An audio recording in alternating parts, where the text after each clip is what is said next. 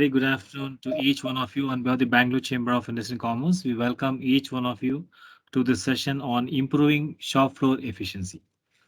This session is organized under the aegis of MSME Council of BCIC. We would like to specially thank Mr. Indu Shekhar, Chairman BCIC MSME Council and Head Strategy Development and Operations Volvo Group India for curating this session for the benefit of our members.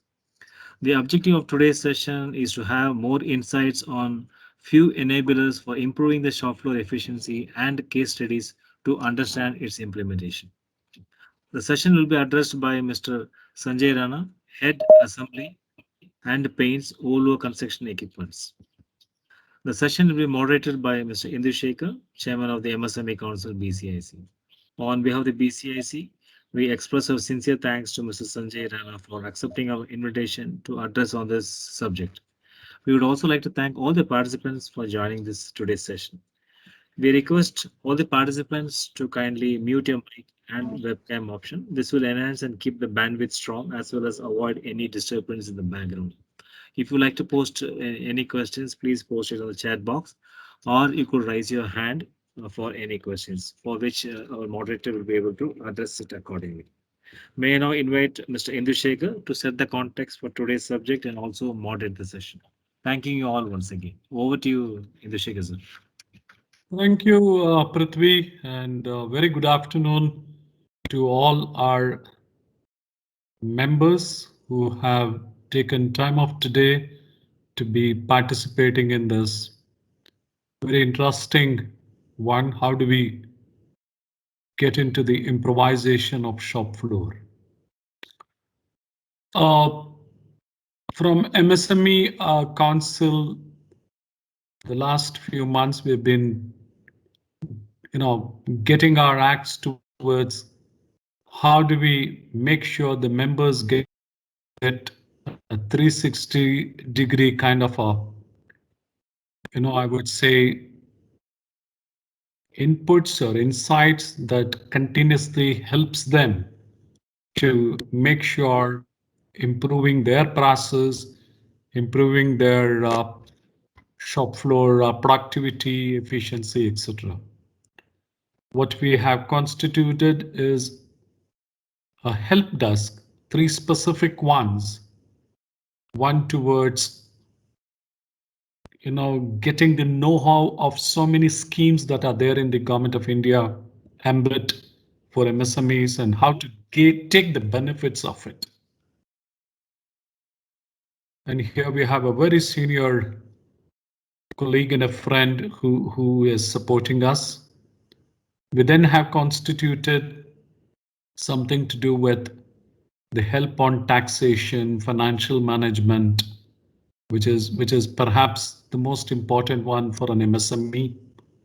And the third help desk is all about the approach towards being efficient using all the lean tools. So these help desks from a BCIC members, it's provided free of service. We continuously encourage the BCIC members, MSME panel members to take advantage of this. Bring your,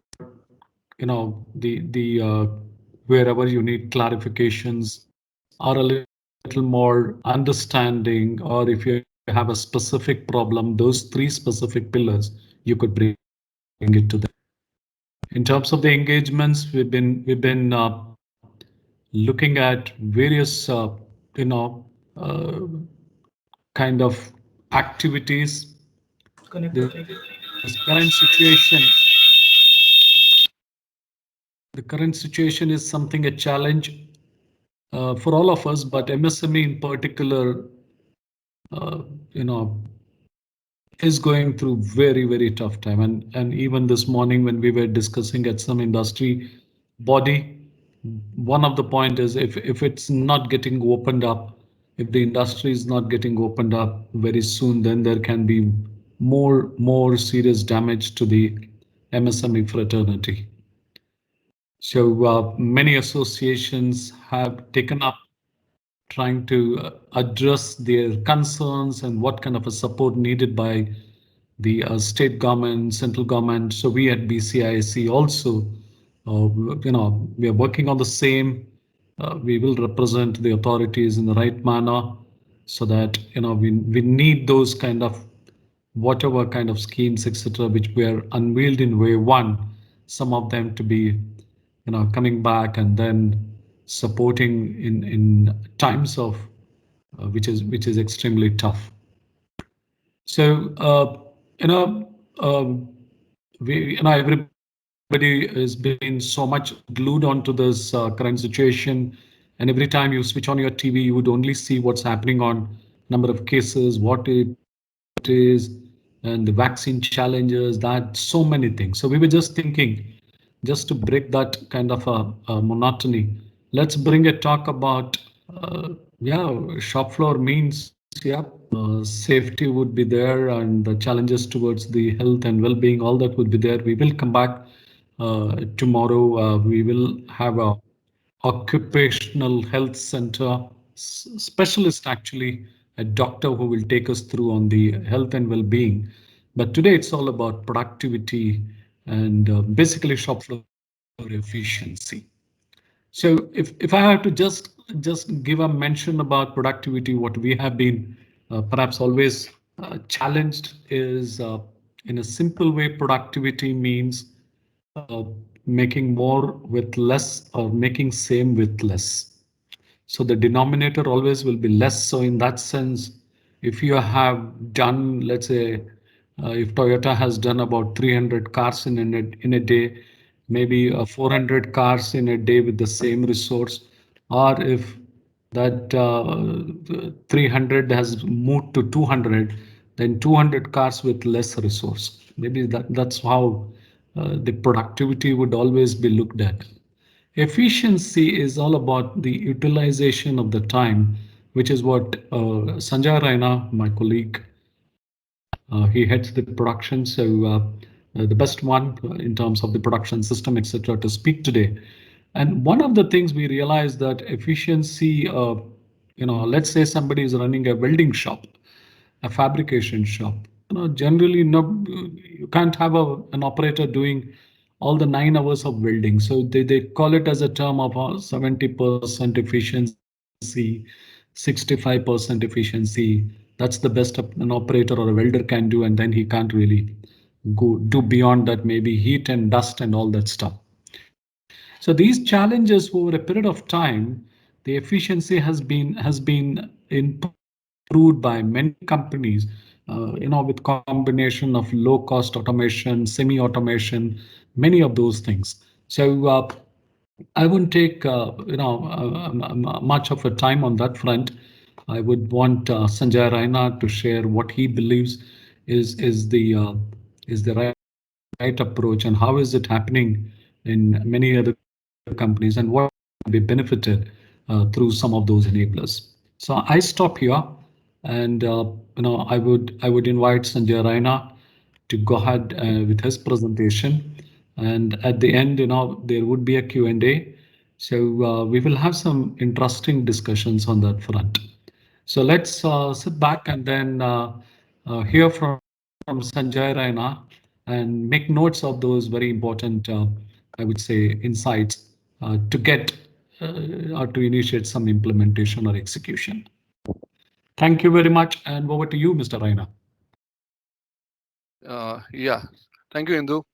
And before getting into the presentation part of it, let me start with the thanks to BCIC for providing this platform where I can provide my insights about the improvement in shop floor towards production efficiency, and also to the Volvo for giving a time for this topic.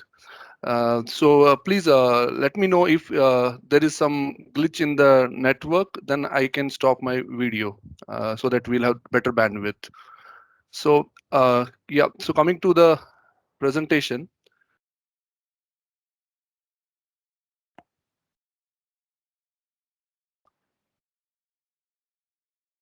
Yeah, I hope you can see the screen and I'm audible also to everyone. Yes. Yeah. So I introduce myself. My name is Sanjay Raina, and I am heading the assembly and paint area division in Volvo construction equipment segment. And I have an experience of around 14 to 15 years in the production areas, basically in the area of quality, manufacturing, and production. And today, my presentation will be towards some of the insights and some of the examples, maybe from Volvo, and which will be relevant to MSMEs as well. And we'll be talking about how we can enhance shop floor efficiency. So agenda will be covering an overview of Volvo, a little introduction. We'll be understanding what is the difference between a productivity and efficiency. Both are two similar words, but we'll understand a little deeper it. We'll understand importance of efficiency when we are doing this session and why we are doing this, basically what is going to help us. And we are also going to see what are the reasons for low efficiency and enablers which can improve this. And we are going to see some of the industry pioneers, basically some companies who have done well in this area. Then understanding some of the say some of the initiatives at Volvo, which has enabled Volvo to improve its efficiency, and few case studies we'll go through. Yeah, coming to Volvo. So we are a large group, and what we do, we are having infrastructure solutions. Basically, we manufacture trucks, buses, construction equipments. So everything to do with making a road, and all the buses, trucks, what you see going on the road. Also, we have our presence in the area of marine engines. So that's why we move people, we move the material, we move. It's complete end-to-end solutions we provide. And when we all talk about the visions ahead, so we are now into kind of electrification and autonomous solutions, which is aiming to benefit society in coming years. We have a global presence. We are having around 1 lakh plus. Yeah, we are having around 1 lakh plus employees over the globe, employees of Volvo, and our presence is in around 190 markets. We have different business segments. We go with the core values like safety, environmental care, and quality. These are our brands. So people will be knowing us with the Volvo only, but yeah, we have different brands under us which serve, which help us to serve different kinds of markets, whether it's a value-based market or the premium markets. So in India, we have also joint venture with Eicher. We produce trucks and we manufacture also buses with them. So I am the part of this segment, Volvo Construction Equipment. And in this, we have also presence in different countries. We have a plants, manufacturing plants in Germany, Korea, China, India. And here in India, we are at Pinia as a construction equipment segment. I'm part of that unit. So now getting into the core topic, which we are going to discuss today. So we start with what is difference between a productivity and efficiency.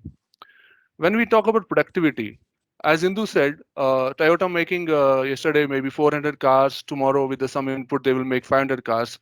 So, how is it? Basically, the productivity tells a kind of a rate against a time. So, if we are producing today in a shift 8 machines, and tomorrow in the same shift we are going to produce 9 machines. So, this is what is basically the definition of productivity. How productive we are. But if we get into the efficiency, it is a whole, it is a complete chain, end-to-end process, because efficiency covers whether we are doing things in the right way. Is this the maximum we can get out from that process? This is where the efficiency deals. It takes care of the inputs, whatever outcome is coming, the quality part of it. So end-to-end logic, that's what is the main difference between the productivity and efficiency. So in simpler words, if we have to say, productivity is basically a personal performance.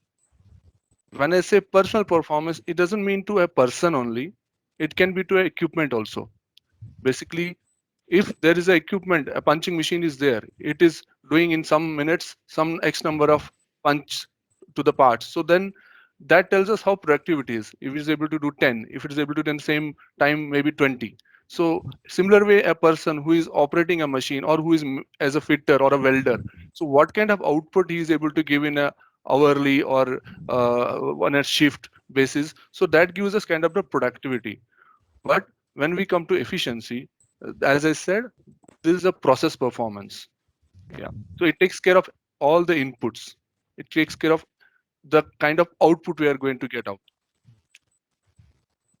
Certain examples, if we see a farmland where a farmer is growing vegetables or the fruits, so it is very easy. He can use some different fertilizers. He can use some kind of another equipments to increase the yield. But it is very important whether that yield is sellable. So means numbers may not matter when we talk about efficiency. That is part of it. When we talk of efficiency, it talks about the worth. Means if we are selling, we are producing around 5 kgs of say tomatoes, but at the same time they are not sellable. It doesn't make any sense. But at the same time, if there is a 2 kg of tomatoes which are having a worth of selling, they have a quality, then definitely it makes a difference. So I think this example gives a very clear difference between a productivity and the efficiency. At the same time, if we compare a nuclear power station to a coal powered station or a fossil fuel use power stations, so if we see the efficiencies at nuclear power station is considered around 33 to 36%, wherein the coal powered energy efficiency is covered considered around 50%. So why it is so? Because applications are different. We may use them for different applications, but what has gone in to produce that power? So that is what is mattering here. So this is how we see the efficiency. Coming to why we are talking on this subject, what is that importance? We need to discuss efficiency. Basically, if we see our mindset earlier was like we have read in our mathematics books also when we were at childhood, like SP is equal to CP plus profit, like sales price is cost plus profit. So those days where customer didn't have choice. So a company makes some product, adds a profit to it, and decides the price, and then tries to sell it. But if we see today, that cost mindset is not going to continue to survive. It has already changed because now it is becomes a preference of a customer today. He is deciding the price. We don't have, as a manufacturer, no hold on it. He is deciding, he has an option to buy from variety of suppliers like us. So whether it's a car manufacturers, whether it is a earth mover manufacturers, so he has an option to go, and he also needs a kind of variety. Some customer has some preference, some customer wants some preference. So there are different expectation of customers. So today customer is deciding the price. We are not deciding. So then it becomes very important for us. Then how to see all these things, how to improve our efficiency part of it. So means we as a manufacturers need to address this part of cost, which this part of cost. So which will have lot of wastage in it. And since in this case now customer is deciding the price, we don't have control here. So we are left with only this portion of control, which can give us the profit. So what is that cost? Those costs are different kind of elements, which can be either a fixed cost in the form of facility or equipment, which can be the conversion cost in the way of people or the processes which you put. So these things we need to get deeper and see and try to find out the ways in that, eliminate them and bring this cost down. Once the cost is down, definitely the profit margins are going to increase for us. This is what is the need of this efficiency to get, because unless there is a profit, there's no business makes a sense to do. So we go to what are the typical reasons for low efficiency, and I believe more or less these reasons are similar to any kind of a manufacturing area. It can be little in the larger way to a larger industry and maybe a smaller way to a medium enterprises. So if we see first dry line, and the dry line means when we have a great example now actually in the COVID situations. Even Volvo is struggling with this. There's a huge supply chain disruption, and then in this scenario, when you have resource with you, if you are planning a line and suddenly the materials are not there, and you have a stoppage, right? And it is going to be same way for any MSME also. So you have people, but you don't have material sometimes. So that's the try line. So what you are going to do? So then you have to look out how to use the resource, and definitely there will be a problem to efficiency because now the things are not flowing in a standard way. Idle times. These are the times wherein you see some people at some point of time, means we see that not engaged, not working continuously, taking some breaks. So we need to get deeper into those reasons why they are idle sometimes when the you have the material availability also.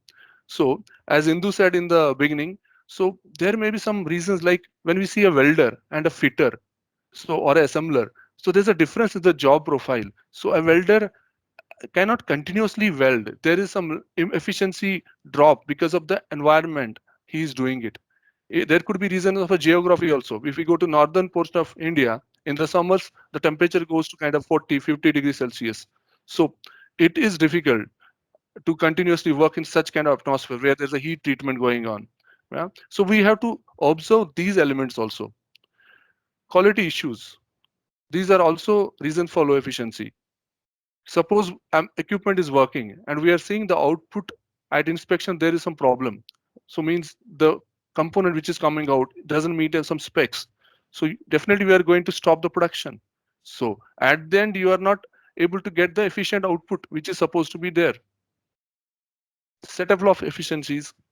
If you are handling different kind of products, then when you make a changeover, whether it's a die or any kind of whether it's a any kind of a product, so when you are making a changeover, so you have to see that whether we can minimize that loss because there is definitely loss of the there. So that's how what is the difference between some of the pioneers and some of the industries which are not still there to to minimize these kind of losses. Balancing loss basically for the machines or for the people, if it is a continuous production or if there's a relation between the two machines, and when we don't balance the work content on the person or on the machine equally or maybe nearer to equally, then there are waitings. We have seen there's a waiting time and such kind of things come in picture. So you drop definitely efficiency there again at the output. Absenteeisms. This is also a class case in current scenarios when we have COVID. So people availability is a big challenge. People are absent because of different reasons, whether family is not well or the person himself is not well. So this also brings lowers down the efficiency because we may plan some person working in that person place. So but he's not going to give the similar output what that expert was going doing there. Off standard works is you have set up a standard process, and if you are doing the work in that band, you are going to get a desired output. But if because of same absenteeism or because of material availability you carry or because of some quality issue, you carry the same job where it is not at standard place, it is done off the line, and then definitely we cannot find out what are the reasons why it took that much of time. It is difficult to identify. So these are also some gaps. And the important point, employee morale. So this plays a key role. We may, as a company, as a manufacturers, we may put put nice plans, nice goals. We need to achieve this, we need to achieve that. But here the important is our employee aligned to this goal? Is he really motivated to that level? Because at the end of the day, it is not the managers who are doing work down the line. It is not the owners. It is that employee who is working with the hands in the line. So he decides basically what will come out at the end. Over time, this has been used as a tool by money companies, wherein it's very important to use the overtime. Basically, I'll not say like we should not do the overtime, because it helps in the fluctuating demands also, where we may not hire people, additional people, which becomes a kind of a cost then a fixed cost kind of a thing for us. So we may use overtime as a tool to handle those fluctuations. But here one important point is, if we are using in that way, then fine. But if we are covering the losses with the overtime, because in 8 hour shift there was some desired output which was designed to come out, and because of some reason, maybe the top 6 7 reasons, it has not come out, and then we put a overtime, then this is one more reason for a low efficiency. And we have seen also, like, when this continues for some time, then even the any employee, whether operator, fitter, welder, so why he will not like the taste of the extra? Definitely, so he will like. So his efficiency is also going to get down. It may be a pre decided that I have to be little low efficient, and then so that I can encash overtime. So we have to be very careful on working with overtime also. Low skilled operators, I think I covered it. So skills are very important because they decide the output. That's where the efficiency between the two people also differences. And there could be some money and accounted times which I would not have covered in these top points. So we need to see them also. What other timings are there which are not counted under the low efficiency? Basically, we need to study them. In general, there are a few enablers which helps to enhance efficiency. These are like, we need to examine the workflow and then standardize it. We in our industry use one of the tools like value stream mapping, so which can be used in these areas. In simpler way, if I talk about MSME, so it is basically, you have workflow, means the process starts from some station or some area, some equipment, and then it ends at some place. So that complete chain is basically your workflow, and you need to decide what is the standard there, means how much time it should take, what are the different moments or the layouts it should have, and then basis that only we can see what is the desired output we should get out of it. Once we get that thing, then we can always improve that again process with some kind of kaizens or something, and come to the next improvement and sustain that and make that at the next standard level. So this flow needs to continuously go on for the improvements. Another enabler is we need to. We are Rajendra Kaur, we are waiting for that 13 lakh confirmation from customer.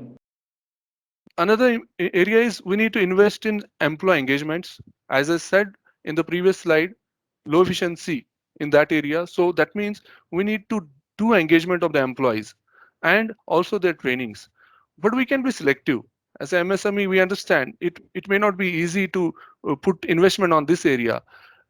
Employee engagement means you have to see, like, are you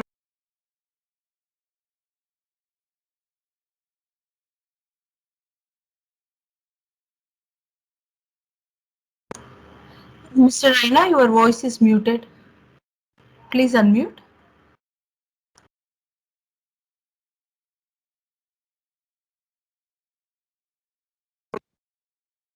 hello? Yeah, I'm audible now. Yes, sir. Yeah. I don't know how it happened.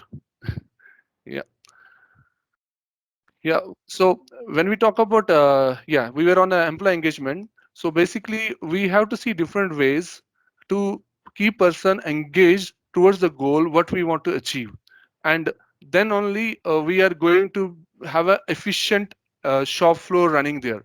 We have to invest on some key people trainings also, because unless you invest on a training, so we are not going to get the desired outputs, because there will be definitely a efficiency, because the person doesn't know how to do the job, means how to start the from where the sequence starts. So these small elements play a very key role. We have to modernize our business. Basically here we can benchmark some other MSMEs or the large industries. We should form small task forces which basically can visit these companies and take some learnings from them, and then implement those things at their places, and see how can be learning happening in together. We may not do a big investment. We are today talking about industry 4.0 and many things. So we understand that it may be difficult for some small enterprises to invest, and unless there is confirmed returns coming out of it. So but we can start with small sensors which help to give some alerts when there is a quality issue, or we can start with some today in our, if we see on Android phones or Android mobiles, we have so many free apps. If you see, if I have to take example, like for inventory management itself, we need if we don't have a SAP, if you have a ERP something, we have today in our Android phones, we have so many free apps available which can be used actually to do the inventory management, which are free of cost also. So these kind of small investments in the smart technology we can start with, and later go for the, once we see the benefits, then we can look for the higher investments. We have to set up realistic expectations at the shop floor. So we have seen, like at the little management level or the higher level, we decide that this is what we are looking for. Is our operator, is our welder or a fitter, do they understand how they can contribute towards it, right? So means we have to bring it in a way they're understanding, and then it will be easy for them also to show their performance, and for us also to do a correct measurement of any machine or a person. We need to develop a continuous improvement culture, as I said. So changes which is permanent. So we need to continuously engage our teams into this kind of a culture, wherein what is today and what is tomorrow, there should be a difference, there should be change. So this continuous improvement culture will enhance the thinking of people who are at the shop floor. And since they touch the machine, they are working, they have lot of things, creative things in their mind.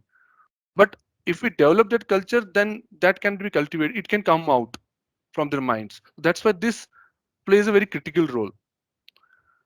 We have to stay organized. Means it's very important to have a right way of working. We should have a right 5S at the shop floor. We should have right layouts.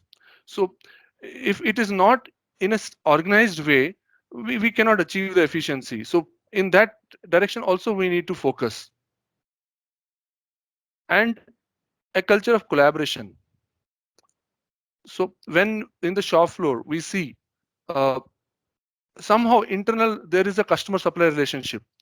The equipment A becomes maybe a customer or a supplier for equipment B. Similar with the relation between the people who are working at the shop. So we have to have a collaborative environment there. So that when they work together, then a proper output is coming. So if it is seen to an individual level or a machine level, then we cannot achieve kind of efficiency which we are looking for. We need to invest in predictive maintenance. Rather, now we are actually talking about next step to it, conditional maintenances. So our equipments should be having a predictive or conditional maintenance, so that failure doesn't come. We are alert before it leads to a stoppage. So when we say investment, we generally take a back foot because it needs some money. But we need to take that account. Means if we have equipment there, it is having a breakdown, what kind of cost we are losing in that. We should take a paper and make those things on a paper and take it to an account, and then see, if I am investing something, what is the business case there.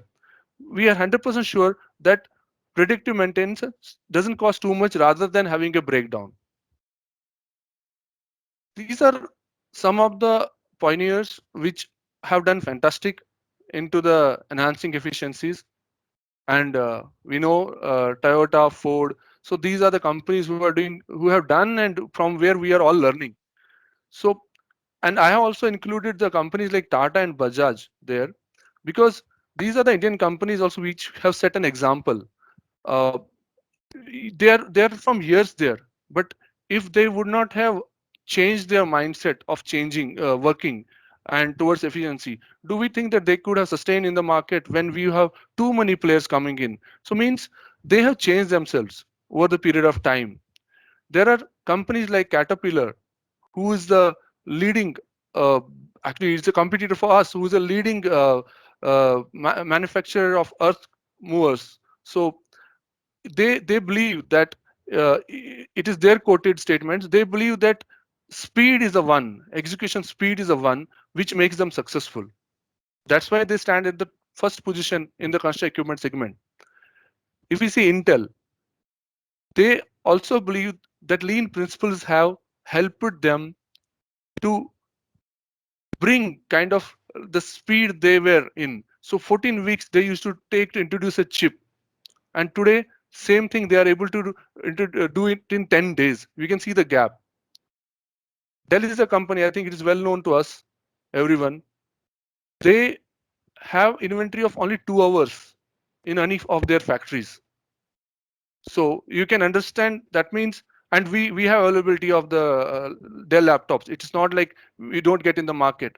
So it is only the way how they excel in their work.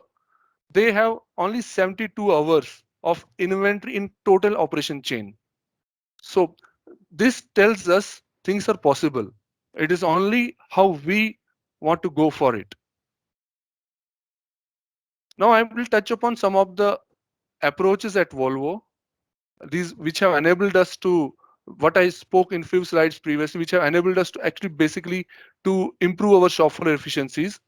We also follow a Volvo production system, and these are some of the modules. I'm not going to touch every module because the time limitation is there. So one of the modules is teamwork. When I was talking about the realistic examples, we have to put a realistic expectations. So basically, when we set up some targets, like if I take example of a safety itself, we say we don't want an accident in the shop floor, or we want some kind of a LTAR. So, but how a shop floor guy can understand this thing? Means, okay, we don't want a safety accident, we want a good LTAR. So fine, it is not going to come on its own. So the shop floor guy needs to understand that what is our expectation from him, what we want from him, how he can contribute. So in Volvo, what we do, we provide him a target of finding the unsafe conditions in his area of work, unsafe acts in his area of work. So he comes with them in the form of maybe suggestions. And then when we improve them, then only that environment of safe environment is going to create.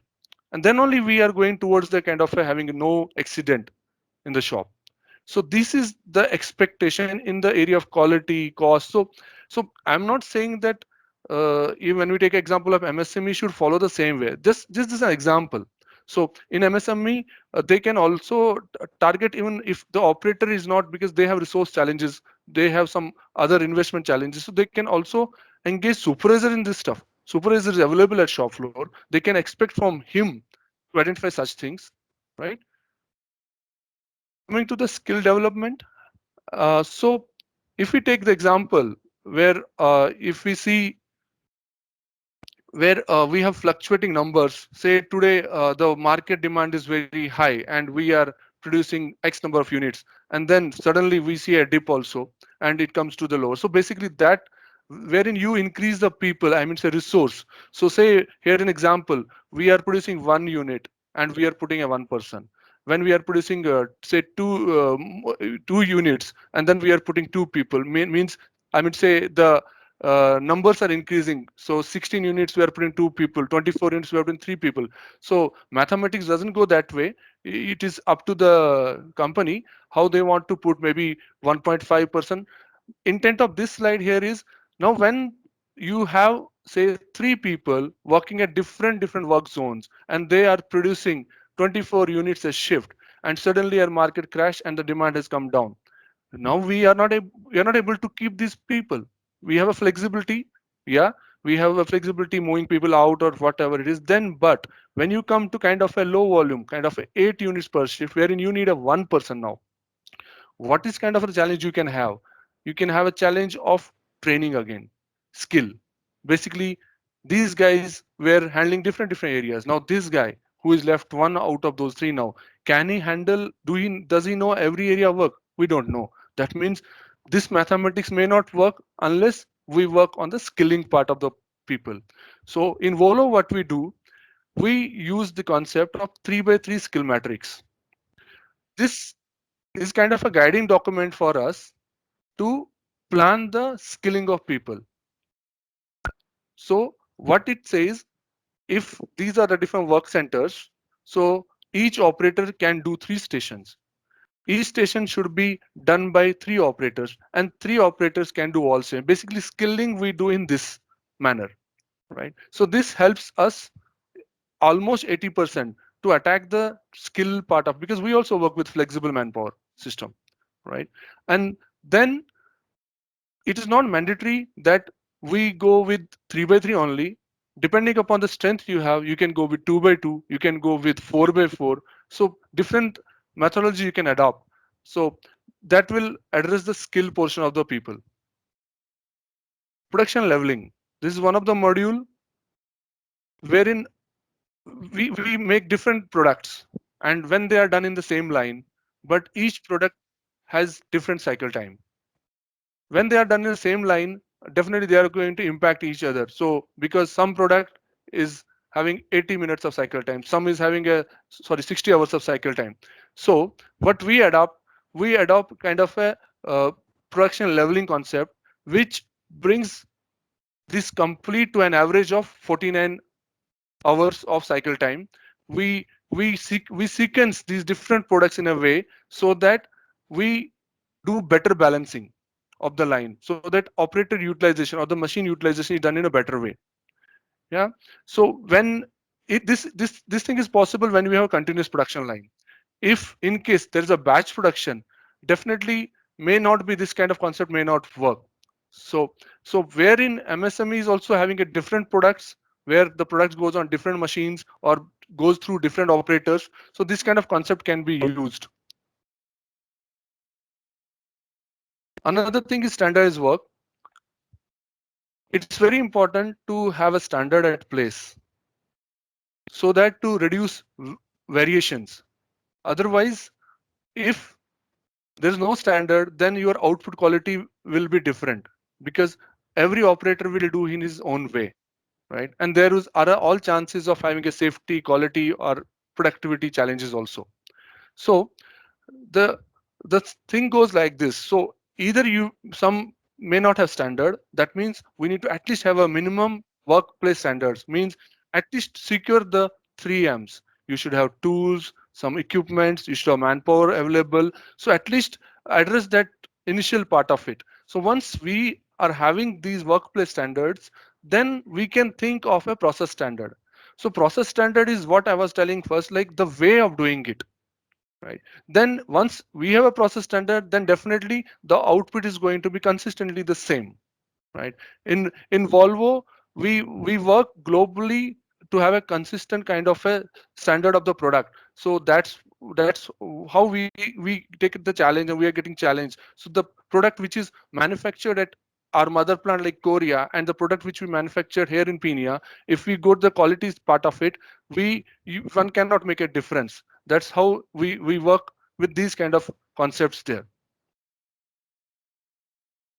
Another thing is line of balance module. So we may have different workstations or different machines. So when we have the fluctuating numbers, volumes, so what work needs to be done? We should divide the smaller work elements. These bars are nothing, they are divided into smaller work elements. If I consider these 1 to 8 as an operator also, or a process also, so I have a flexibility. When my numbers are going down, I know this portion of block, what is this activity and what is that time.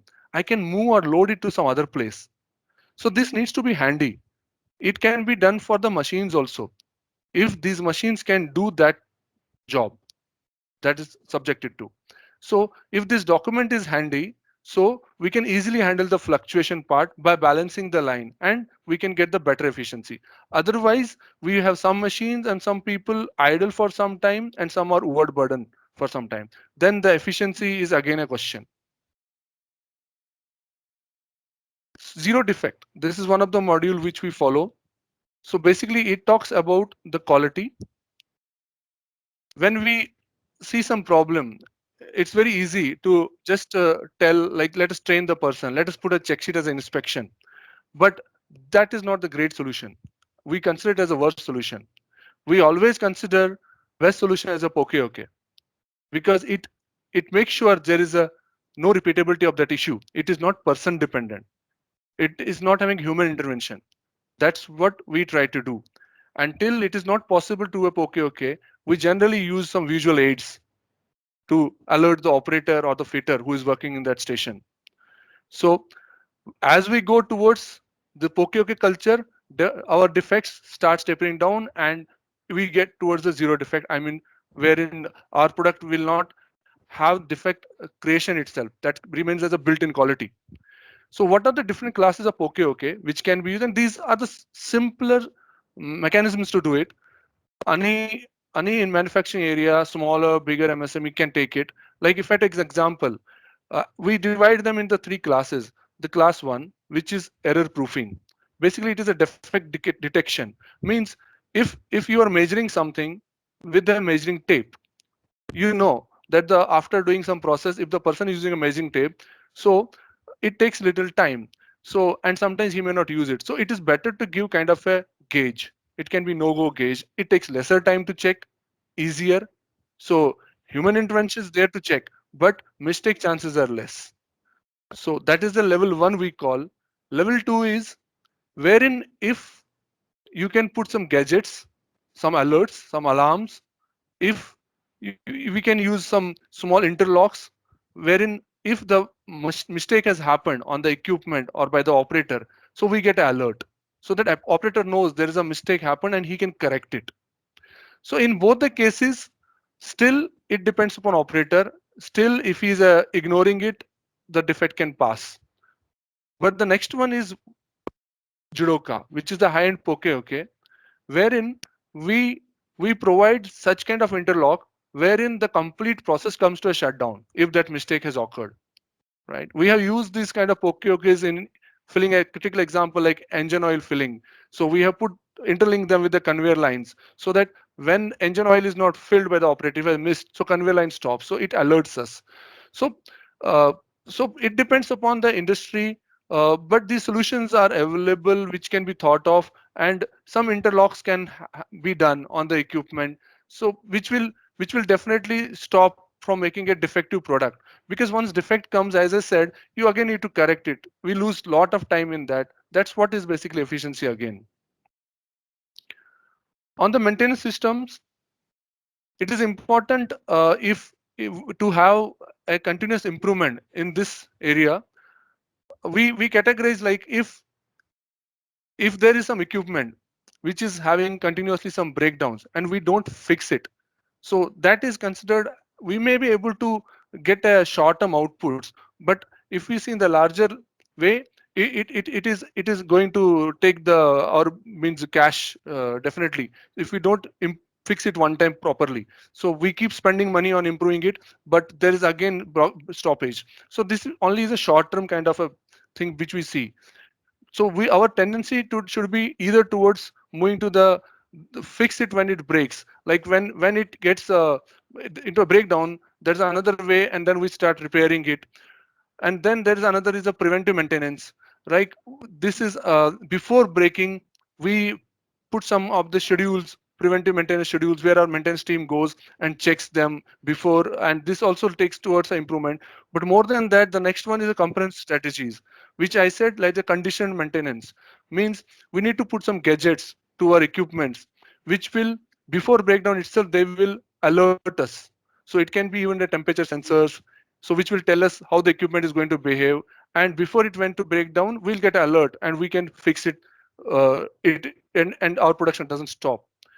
And and the best will be again here a kind of a poke, means when we do good analysis study of the equipment, we know why it comes to a breakdown. And once we know why it comes to a breakdown, we need to fix the cause there. We need to do some poke in that area, so that way there's no chances of that equipment coming in breakdown. Basically, this is how any MSME or any industry should target towards coming this level. So equipment itself should have a POK. We know that VAs and VAs, I think we all are aware. So if we see the total timing to make a product, if it is 100 minutes, right? So when we see deeper and do the study of that, so we see basically the production time remains only 55 of it. Out of 100 minutes, the production time is only 55 minutes. Rest time is either into the logistic of it or some rework or some downtime. And then when we get into production time also, in that the value added time we consider only it is just 20 minutes. Rest is the non-value adding activity. In Volvo, we continuously focus on looking at these non-value adding activities and these other wastes we call as 7 waste: timber, wood, transport, inventory kind of things, and we keep addressing them. This is what is our approach. We every year take some targets that we have to improve in the form of movement, in the form of efficiency of LOB, and we keep improving them. So basically, this is how an MSME also should study their process and keep improving that NVAs and reduce it, and then will have a scope to take more and more, I mean, say productivity or efficiency, because they will have that time available with them with the only VAs. Example of it for a MSME could be if you see changeover time. When we see the changeover time for any equipment, so there are 3 stages: preparation, setup portion, and clean adjustments. So when we see only the setup is which cannot be eliminated because it has to be there. You are picking another die or another component, setting it there. But rest time is the one which is actually can be eliminated. These are the external timings, whether you are making that next component ready or making arranging for that component, getting that component. So if machine is stopped that time, so we have to see how to address these 2 parts. So this will increase our capacity. This is how we can see the non-value adding activity as an example. This is one of the area which generally we miss, and this from a person perspective is a very important area towards efficiency. We in Volvo take care of the ergonomic zones, where to keep the material. What you see here in the red, so person has to bend too many times, and his approach towards the item is also going to make him fatigue. So we tend to keep the material in the area of yellow or green. So this enhances efficiency, because we have seen even in the morning when the person comes how energetic even we are at the shop, and then towards the day we start losing our efficiency. So this becomes an add-on to that kind of a thing. Similar way, even if we say an example of picking an item, right? So how many times person is going to pick the item per hour, frequencies, what is a kg? So we have lot of documentation on this part of it, and we have seen these things playing a critical role in benefiting our results when we work on these kind of ergonomic part of improvements also. Engagement of employees, as I said, it is finally the people who are going to make it for any company or any manufacturer. So we need to continuously look into some avenues of engagements, right? In the Volvo, we year by year increase these avenues, and sometimes we come out of few also. But this provides the opportunity for the all employees to be as a part of it.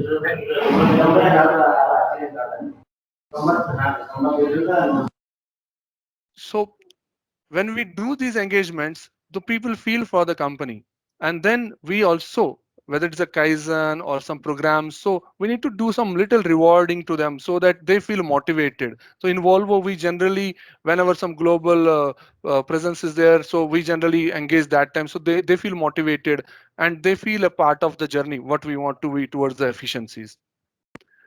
We have seen our results in our unit. So with what I shared with you, whether as a VA improvement percentage or a line of balance or ergonomics, this has given us a lot of benefit at our results in the efficiency, wherein for some of the products we have moved our production per shift, because we are in the premium segment, we are not in the mass production.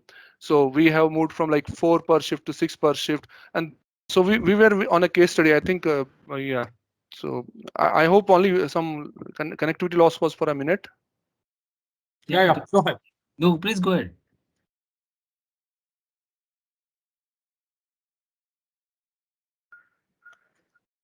You there, Raina?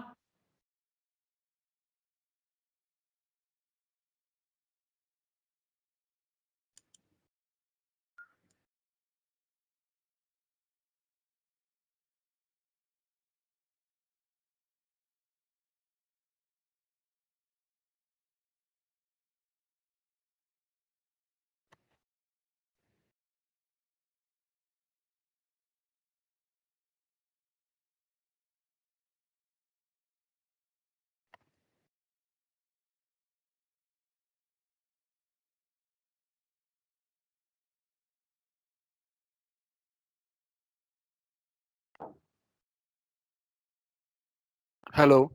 Yeah, yeah. Go ahead, Raina. Yeah. We can hear you. Go ahead. I think we were here. You lost me at this Yes, slide. yes, yes. Go ahead. Go ahead. Okay. So coming to a case study example. So this example is from Volvo, wherein we wanted to improve our production from 4 to 5 chassis a day.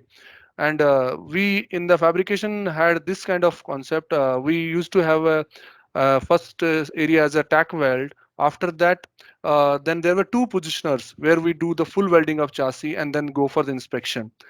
So these two full welding stations or the positioners operate independently.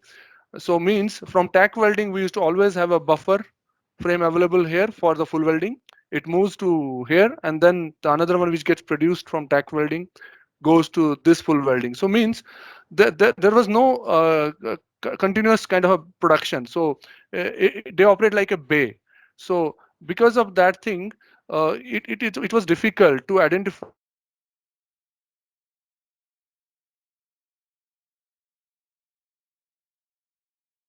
We lost you again. Hello. Yeah, we can hear you. Go ahead, please. Yeah. So we moved to kind of a complete line concept wherein after tack welding, it goes to the first position of full welding, wherein some welding on the frame happens. It doesn't complete the all process of welding on that chassis.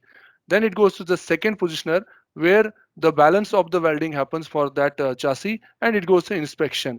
So just from coming from a bay concept to a line concept, we could identify so where we were losing lot of time and where operator was also taking his own time to make a frame.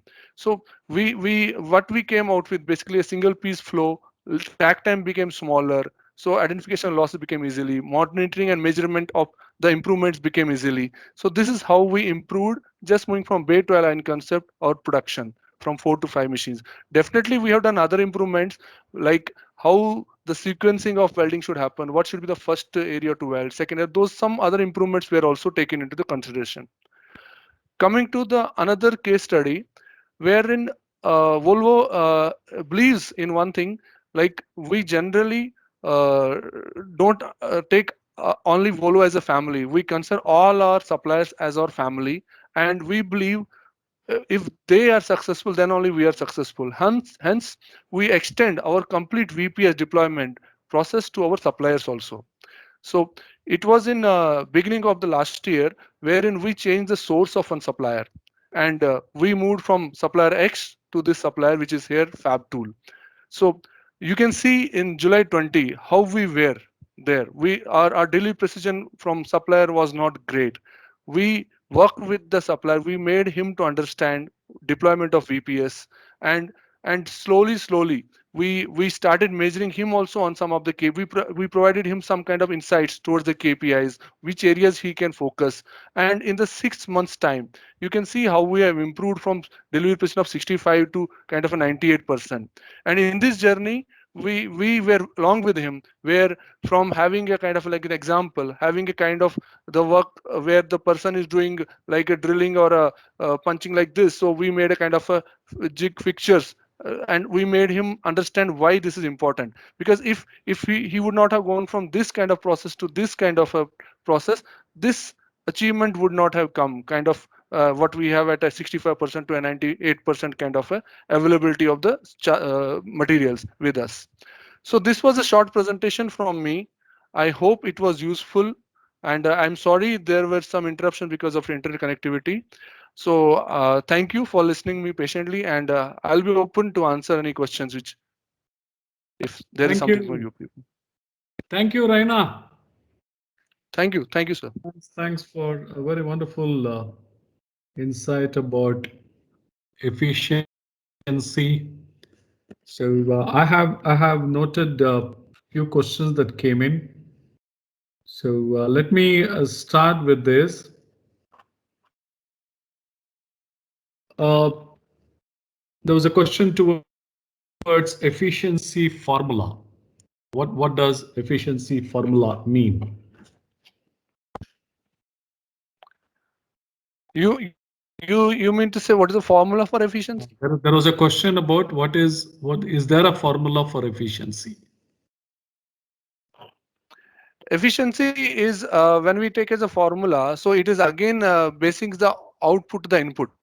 That is a ratio for the efficiency again. So that's why we get confused between the productivity and the efficiency always, right? But when we are talking about the subject here, so we need to see at as a whole when we are talking about the efficiency. So this is where we get misleaded between the productivity and the efficiency, because the formula remains almost same. I think what Rana you explained is right. So let's for the an understanding. Let's say you have 500 minutes of work which is available. Okay, and which is actually the input. That's the input available 500 minutes. And then the let's say you have actually utilized only 400 minutes, Yeah. correct? So Yes. then it really talks about the efficiency of the plant. So that means like 80% efficient. So 80%, yeah, kind of or that efficiency. day's Yes. efficiency was 80%. Okay. Yeah. Thank you. So there was a question on what because you used some of those inefficiencies that are there, and you used a term called dry line. So what is dry line? Dry line, What I is think by the word itself, there is nothing in the line. So, I mean, I touched upon that time. So, dry line means you have the resources available. Say, if we have a availability of resource of the people, which are ready to work, but you don't have material in the line. You have some stoppages in the line because of some materials. So that is what we term called as a dry line. So, which leads to kind of a inefficiency again. You are not able to utilize your resources. very right? So the entire the power of the line, which is the resource, whatever number of people you deploy there. Yeah. So let's say you have 40 people there and they are waiting for material, and then you're calling it as a dry line. Yeah. Absolutely nothing to produce, nothing to do. Yes. Okay. So let me move to the next one. There has been a request on do we have more details on the Intel case study? Yeah. We have. So, but I have to document it. Maybe I will try to get it and then get connected to Rupa for more details on that. I don't have handy with me now. Yep. So we can do that through Rupa. There's also a question towards what are those KPIs for people in your shop floor? People KPIs. Okay. So if we have you mean to say engagement, or you mean to say from people output KPI? People I want. output. Every day you have some key Okay. performance indicators Yeah. for. Yeah. Yeah. So in my slide, I showed only one portion of it, that was safety, which I talk on. So when we say like even from quality part of it, so we may have some KPI at a plant level for quality. We want this much of free our machines or equipment which we produce should operate for this much hours without any defect.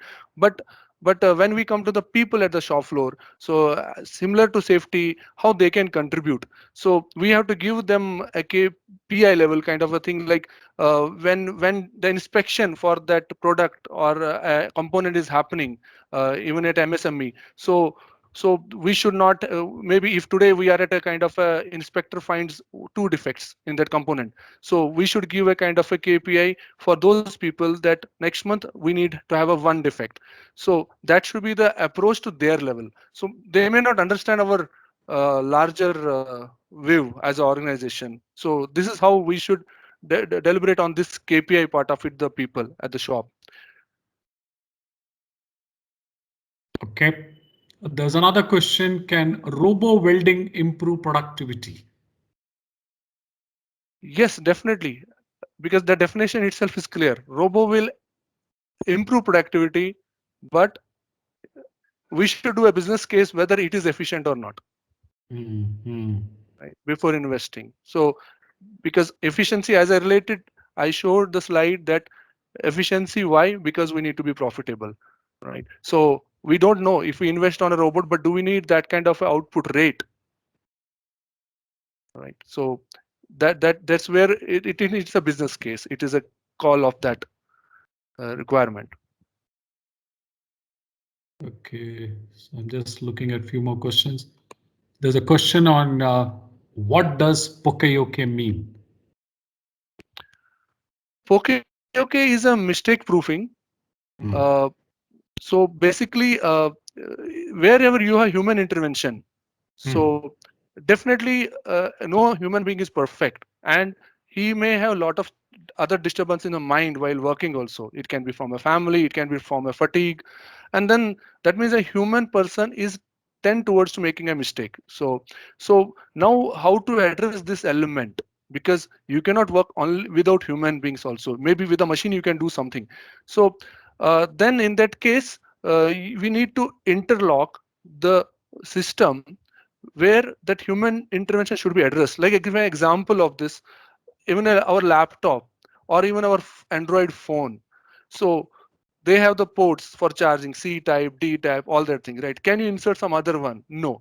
Suppose if you would have able to insert the other one, you would have inserted it and left it for charging, but it may not have got charged because that is not the right connector for that, right? So that's how it is designed by Poka-yoke, so that human intervention of putting a charger or a pen drive, so it is not going to take at all.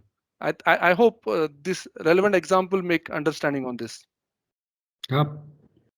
So it's also another term called foolproofing, right? Foolproofing, yes. So that there's only one way to either fit something, and you're trying to do it a reverse way. Or no way. Yeah. So thanks for that. How are you controlling absenteeism? This is another query. How are you controlling absenteeism? What are the methods you are adapting to control the absenteeism?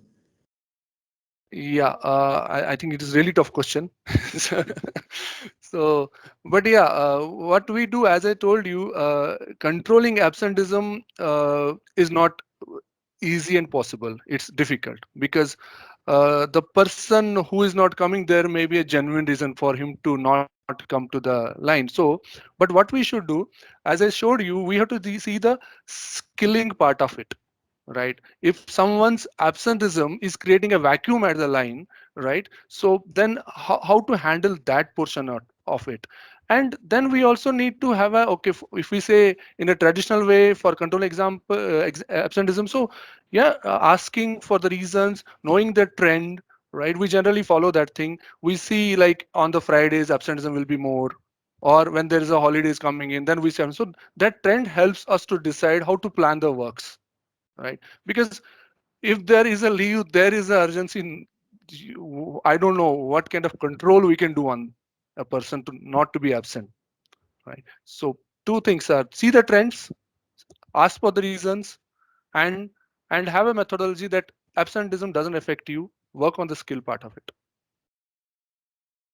Okay. So there is, of course, Raghavendra as a gamified paint shop safety training. Thanks, Raghavendra.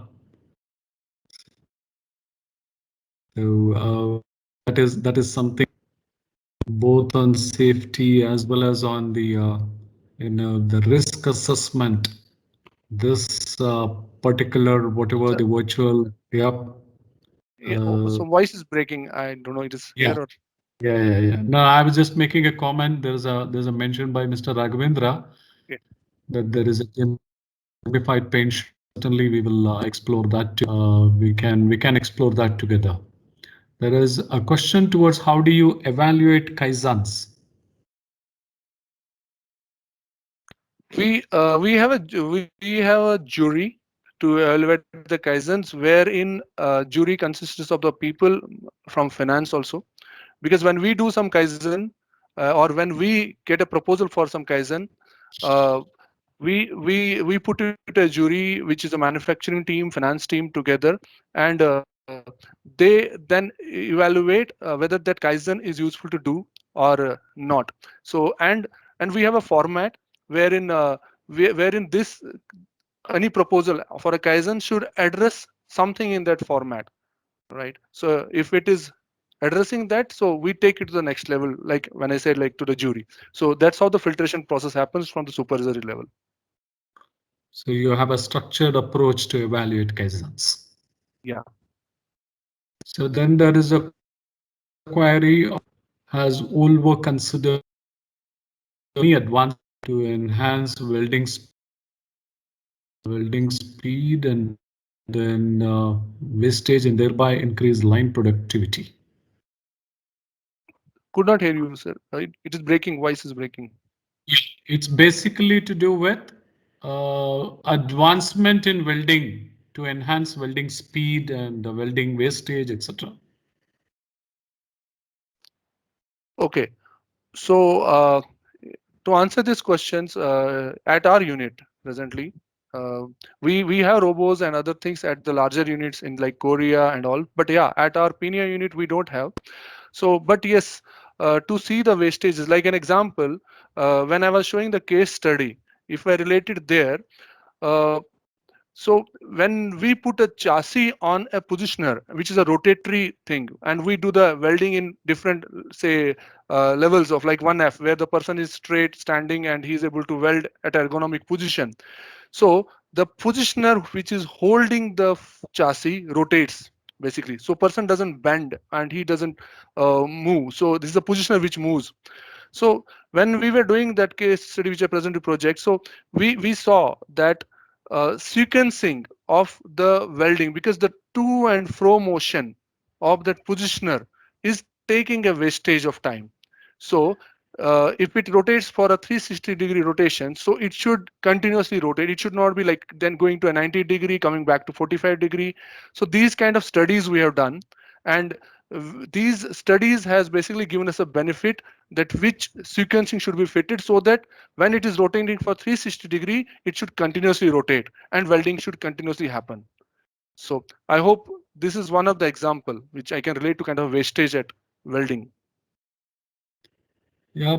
Also, perhaps from our technological advancements today, jigless welding, something you can come out of the jigs and fixtures, very little setup. You can just with your whatever tack and full welding. That is also something which is getting explored. So maybe at some depending on the business viability, there is opportunity to be explored. Then there on okay, there is a request on 3x3 skill matrix. Yes, we will provide that. And let me move. Can you explain details of value-added operation? Maybe you can make it very quick on that. We have a few more minutes. Go ahead, Raina. Explain quickly on what is value-added operation. I showed you. I think now you can see my slide, right? So it's simple. The customer for which he's paying is a simple value-added operation. So If you see any kind of logistic movements, any kind of inspections, reworks, whether there is a downtime, so all those movements of people, uh, so those all things which we call as a teamwork, basically 7 ways: transport, inventory, overproduction, overproduction. So these all are the basically which are the not good for kind of the value added activities. So I have some slide with me. I will send it across to Rupa, which is having a description of clearly what is value added, what is non-value added, and which is also a necessary value added. Like when we say inspection, in some of the areas, inspection is required. Otherwise, you may occur a bigger loss. Example, if the loss of repair at the plant or a manufacturing facility may be X, but if the same component is going to our customer and then making a repair on that thing will be huge. That's why in that case, inspection kind of things can be considered as a necessary non-value adding activities, right? But apart from that, movements, any logistics, any downtimes, any waitings, walkings, these are all non-value added activities. So I should share one document to Rupa on that, which should be circulated across. Right. Thanks for that. And there is one more. Is Volvo organization applies these concepts for non-manufacturing departments like accounts, HR, etc. Maybe the concept of VPS. Maybe that's if I take the question, is VPS cascaded to various other functions? Yes, yes. It is cascaded to other functions also, like even into the kind of a area of like where technology, right? So wherein when we launch a product, we have some gates. When we design a product, different gates are there. They are all having they follow the VPS process of like when we say a PPAP kind of a batch when comes as a first something from supplier. So means yes, every area there is a VPS in Volvo, including yes HR also. So some Pokayokes also in those kind of functions too, right? Yeah. Okay. Okay. So I perhaps have covered. Okay, there's one last question that we will take. What is the engagement methods in Volvo? You got this, Raina? Yeah. So what is the employee engagement methods? So methods means you are telling different avenues, I think so. Yeah. Yeah. So I think you can. Yeah. So as I one of my slide was showing like uh, we have the Kaizen schemes. We have into the white collar area we have Six Sigma projects. We have the safety committee wherein our shop floor colleagues are part of that. We run the quality circles, small group activities. We have emergency response teams.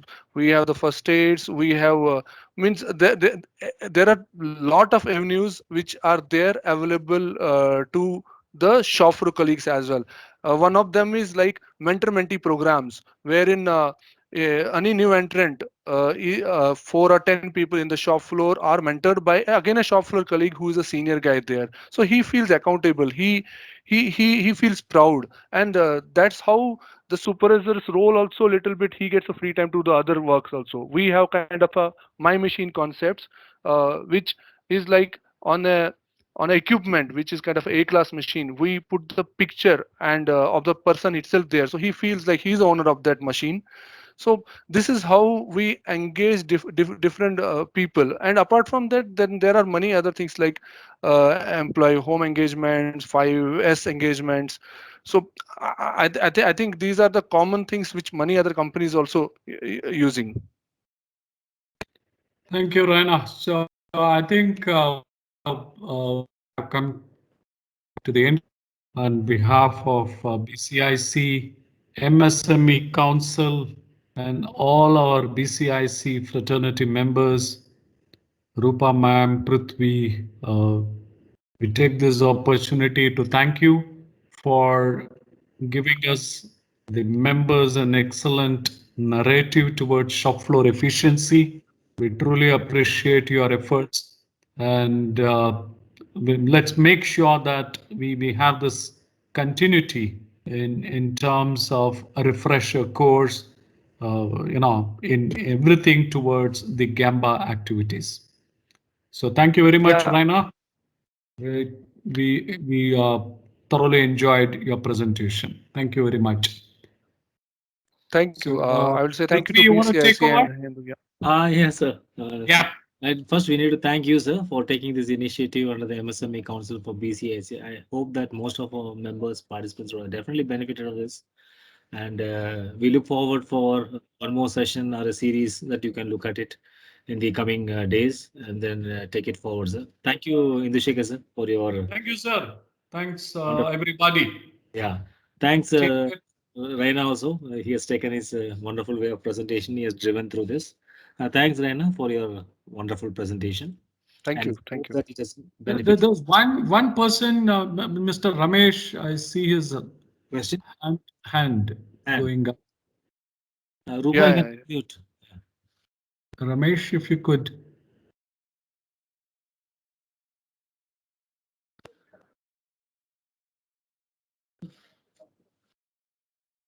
Are you able to unmute Ramesh? Okay. Okay, sir. Thank you then. Thank you, sir. Take care. Bye-bye. Thank you, sir. Bye. Have a great evening, sir. You all. Right. Bye-bye. Yeah. Sir, also a small Right. sincere appreciation, sir, from the chamber, being a virtual.